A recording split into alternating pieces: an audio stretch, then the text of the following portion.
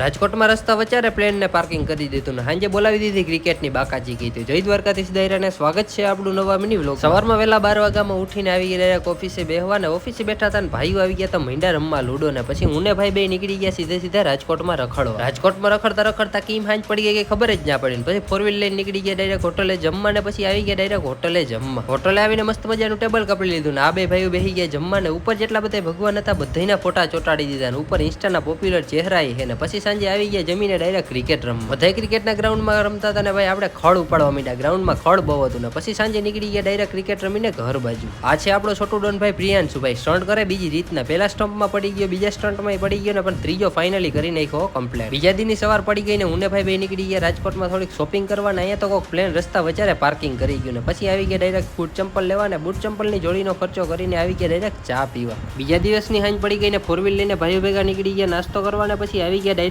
નાસ્તો કરવાના. નાસ્તાનો ઓર્ડર દઈ દીધો, નાસ્તો આવી ગયો, નાસ્તો કરીને નીકળી ગયા પાછા ઘર સાઈડ ને. હવે મળીએ બીજા નવા મિની વ્લોગમાં. ત્યાં સુધી બધાને જય દ્વારકાધીશ.